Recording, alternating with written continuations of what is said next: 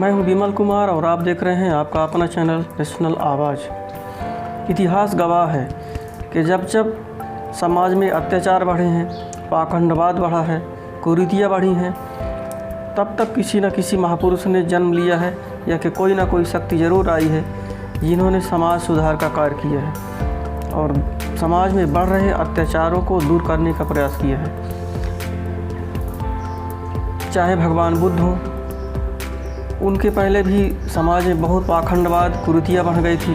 उन्होंने दुनिया को शांति और अहिंसा का मार्ग दिखाया।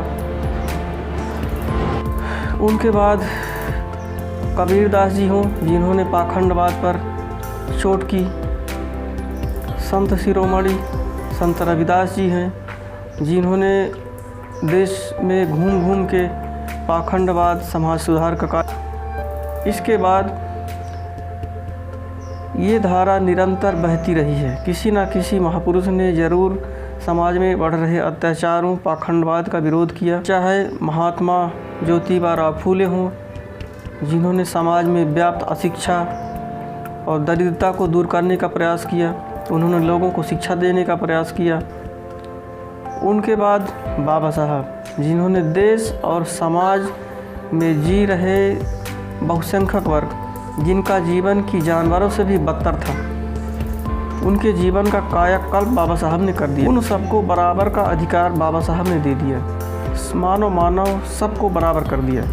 उनके जाने के बाद कुछ वर्चस्ववादी प्रकृति मानसिकता के लोग बाबा साहब की शिक्षाओं, बाबा साहब के कार्यों को साजिश के तहत दबा दिया गया।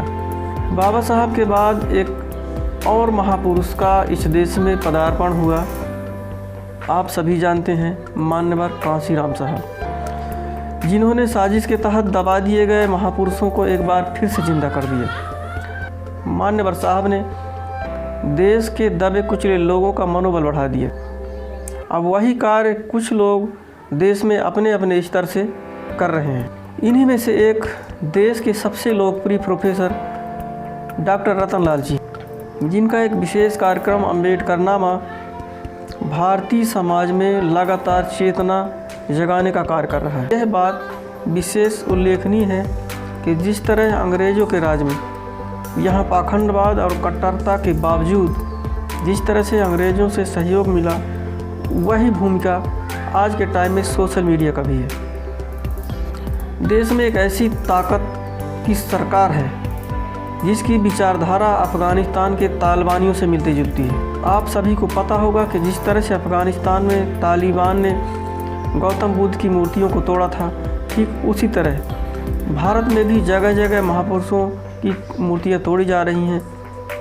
बाबा साहब की मूर्तियों को निशाना बनाया जा रहा है। कुछ विशेष धर्म विशेष को निशाना बनाया जा रहा है, जैसे कि मुस्लिम, दलित। बाबा साहब के पार्कों को ध्वस्त किया जा रहा है। बौद्ध विहारों पर कब्जा किया गया है। ठीक उसी प्रकार यहाँ भी एक विशेष वर्ग को टारगेट किया जा रहा है। मुस्लिमों को लगातार परेशान किया जा रहा है, दलितों को मारा जा रहा है, बाबा साहब की मूर्तियों को तोड़ा जा रहा है और बाबा साहब के पार्कों को ध्वस्त किया जा रहा है। बौद्ध मंदिरों और बौद्ध विहारों को कब्जा करके हिंदू धर्म के देवी देवताओं का रूप दिया गया। SC ST OBC के अधिकारियों पर केस लादे जा रहे हैं। सरकारी मशीनरी का उपयोग बहुसंख्यक वर्ग को दबाने में किया जा रहा है। इस माहौल में भी अम्बेडकरनामा देश और समाज का आईना बना हुआ है।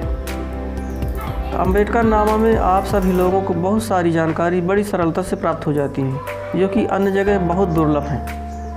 मैं नियमित रूप से अम्बेडकरनामा देखता हूँ और प्रेरणा भी पाता हूँ। अगर आप भी बाबा साहब, पेरियार, महात्मा ज्योतिबा फूले के विचारों से प्रभावित हैं, सहमत हैं, तो आपको अम्बेडकरनामा ज़रूर देखना चाहिए। वीडियो पसंद आए तो लाइक और शेयर ज़रूर करें। अगर चैनल में नए हैं तो सब्सक्राइब कर लें, बगल वाली घंटी दबा के ऑल पर कर दें, ताकि आने वाली वीडियो आप तक सबसे पहले पहुँचे। मिलते हैं अगले वीडियो में। धन्यवाद।